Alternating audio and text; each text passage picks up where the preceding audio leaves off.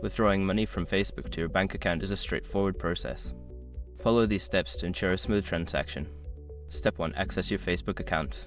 Log into your Facebook account using your credentials. Make sure you are using the account linked to your payment or business page.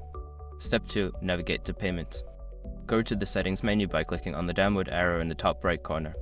Select Settings and Privacy, then click on Settings. From there, find the Payments section in the left-hand menu. Step 3. Set up your bank account. Before filing a refund or dispute, use the srock.com link in the description to open the refund dispute deadline calculator and confirm your deadline. Step 4. Request a withdrawal. Once your bank account is linked, go back to the Payments section. Look for the option to withdraw funds. Enter the amount you wish to transfer and confirm the transaction. Step 5. Confirm the transaction. After submitting your withdrawal request, check for a confirmation message. You may receive an email or notification from Facebook confirming that your request is being processed.